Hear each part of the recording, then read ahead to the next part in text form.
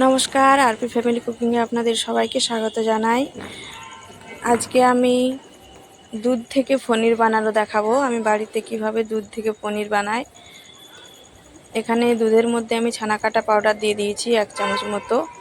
এখানে আমি half kilo মতো দুধ নিয়েছি। ছানা কাটা পাউডারটা দিয়ে একটু ফুটিয়ে নেব। জলটা ছানাটা আলাদা হয়ে যাবে। এই দেখুন, জল আর ছানা আলাদা হয়ে গেছে।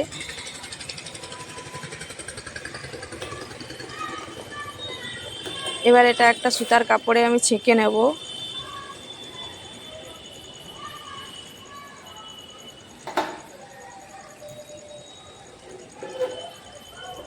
এই দেখুন, এখানে একটা সুতার কাপড় নিয়ে নিয়েছি। এর মধ্যে আমি ছানাটা ছেঁকে নেব।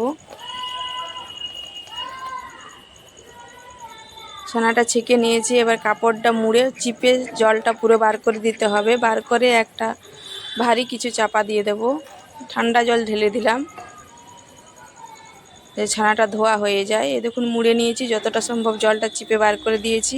এবার একটা প্লেটের উপর রেখে আরেকটা প্লেট চাপা দিয়ে দেব। এ দেখুন, প্লেটের মধ্যে রেখে আরেকটা ছোটো প্লেট চাপা দিয়ে দিয়েছি। উপর দিয়ে একটা আমি সাঁড়াশি দিয়ে দিয়েছি, যেহেতু পনিরটা পরিমাণে ছোট আছে, বেশি ভারী কিছু চাপা নেই। এই মুহূর্তে আমার কাছে সাঁড়াশিটা আছে, সাঁড়াশিটাই আমি দিয়ে দিচ্ছি। এটা আধ ঘন্টা মতন এরকম রেখে এবার তুলে নিচ্ছি। তুলে দেখায় পনিরটা কীরকম হয়েছে। তাড়াহুড়োর মধ্যে করে দেখাচ্ছি, কারণ হঠাৎই সিদ্ধান্ত হয়েছে আমরা কালকে দীঘা যাচ্ছি ভোর 5টার সময়। তাই সন্ধেবেলা ফোন করে আমাকে রৌনকের বাবা বলছে, তা কোথাও বেরোতে গেলে কিছু তো কাপড় জামা গোছাতে হবে। তাই তাড়াতাড়ির মধ্যেই আপনাদের পনির বানানোটা দেখালাম, কিন্তু রান্নাটা দেখাতে পারলাম না, তার জন্য দুঃখিত।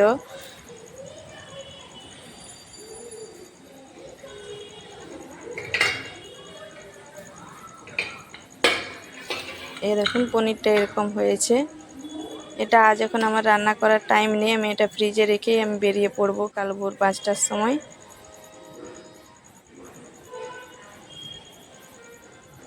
বাড়িতে কাজ চালানোর মতন হয়েছে, যাই হোক। এই দেখুন, আমরা ভোর 5টায় ট্রেনে উঠে পড়েছি। কালকে আর ভিডিওটা কন্টিনিউ করা হয়নি, কারণ জিনিসপত্র গোছানো ছিল, প্লাস বাড়ির কিছু কাজ গুছিয়ে কোথাও বেরোতে গেলে তো একটু গুছিয়ে বেরোতেই হবে। আমরা ভোর 5টায় পুরুলিয়া এক্সপ্রেস ধরেছি।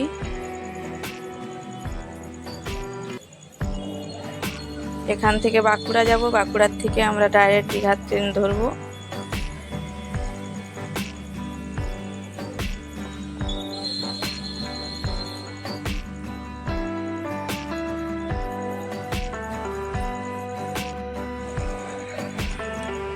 মাঝখানে আমাদের কাছেতে ট্রেন প্রায় 1 ঘন্টা ধরে দাঁড়িয়ে আছে। লাইন ফাঁকা নেই বলে আমরা এতক্ষণ অপেক্ষা করছি। জানি না আর কতক্ষণ অপেক্ষা করতে হবে, সেজন্য সবাই ট্রেন থেকে নিচে নেমে পড়েছি। হাত পা একটু ছাড়িয়ে নিচ্ছি। চলুন এবার ট্রেনে উঠে যাই। ট্রেন এবার ছাড়ছে। কাঁথিতে অনেকক্ষণ অপেক্ষা করছিলাম, সবাই গরমের মধ্যে ক্লান্ত হয়ে গেছিল। এবার আমরা দীঘাতে নেমে পড়েছি, দীঘা পৌঁছে গেছি। এবার চলুন রুমের উদ্দেশ্যে রওনা দিই।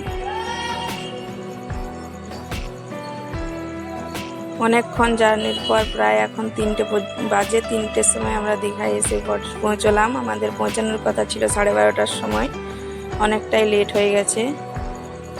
জার্নিটা যতটা আনন্দদায়ক ভেবেছিলাম, জার্নিটা অনেকক্ষণ হওয়াতে সবাই একটু ক্লান্ত।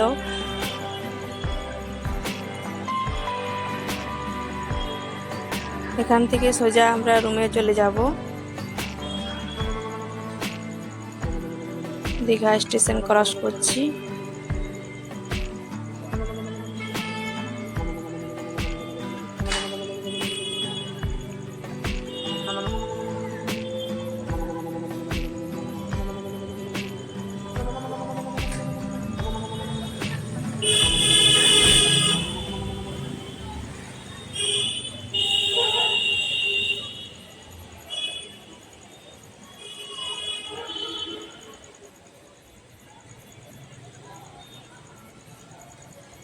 আমরা রুমে পৌঁছে গেছি। বাচ্চাগুলো একবারে ক্লান্ত হয়ে গেছে বসে বসে, এখানে একটু হাত পা ছাড়িয়ে নিচ্ছে,